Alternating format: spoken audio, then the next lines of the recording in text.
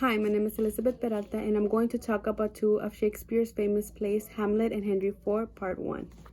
Shakespeare could be considered a master in soliloquies. He demonstrates this in Hamlet and Henry IV, Part 1. By the end of Act 2, Hamlet delivers a speech in which the audience learns about his plan to expose his uncle, King Claudius. Just like Hamlet, Henry also delivers a speech by the end of Act 1. In this speech, the audience learns that he is pretending to be a reckless prince. Both speeches follow the theme of deceit. In Hamlet, Hamlet tries to expose his uncle, King Claudius, who is the one who deceives everyone. In his speech, Hamlet reveals that Claudius will feel remorse if he sees a play that will act out his father's murder. In this passage, Hamlet plans to also deceive his uncle, and by doing this, he will verify that his uncle didn't murder his father. In Henry's speech, it is revealed that he is also a hypocrite. However, his deceit is more lighthearted since he plans to be reckless so that he can later impress his people. He thinks that if he hangs out with the wrong crowd and is careless, everyone will think that he is incapable of being responsible.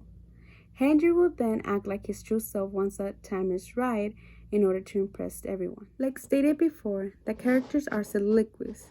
It is important to know that Shakespeare uses the literary element of soliloquy several times. A soliloquy is a speech that a character gives when they are alone. In this speech, the character expresses his feelings and thoughts out loud. It is usually used in dramas such as Hamlet and Henry IV.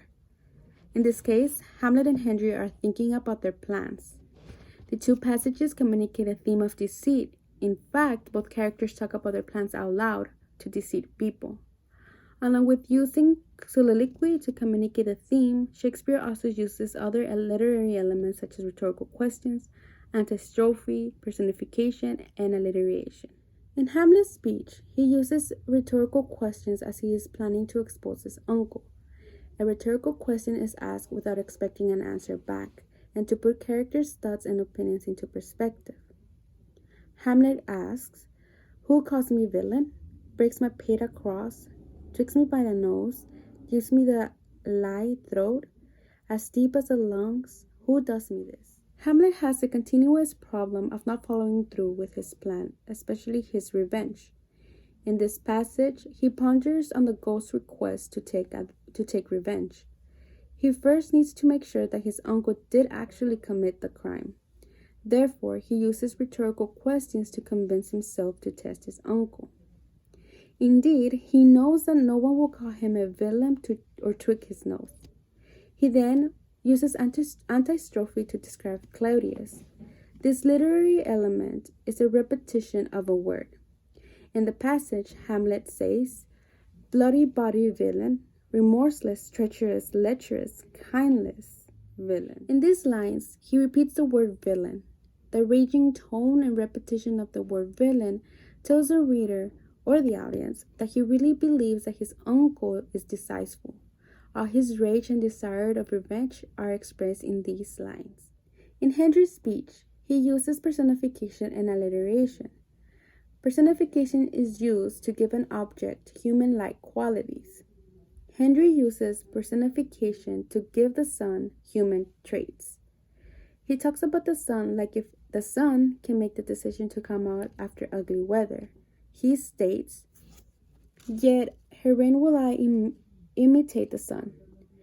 We doth permit to base contagious clouds to smother up his beauty from the world, that when he please again to be himself, being wanted, he may be more wondered at, by breaking through the full and ugly mist of vapors that did seem to strangle him." All the qualities that the sun has, Henry wants to have.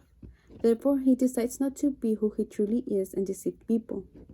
He thinks that if people love the sun and admire the sun when it comes out, they will admire him when he truly shows who he truly is.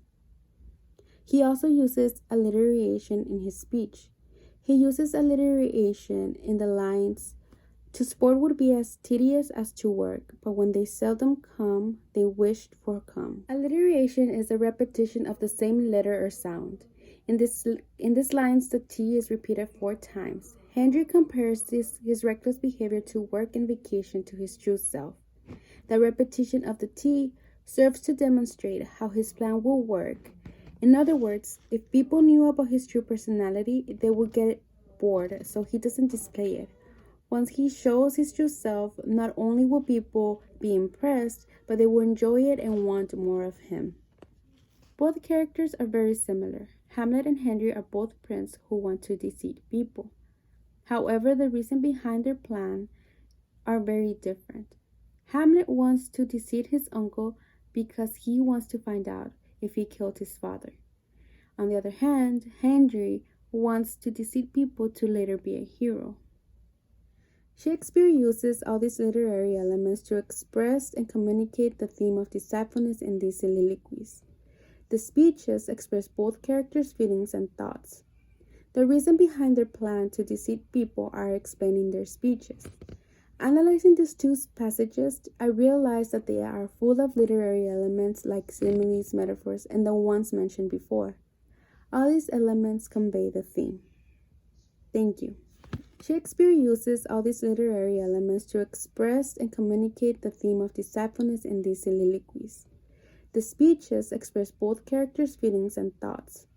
The reason behind their plan to deceive people are explained in their speeches. Analyzing these two passages, I realized that they are full of literary elements like similes, metaphors, and the ones mentioned before. All these elements convey the theme. Thank you.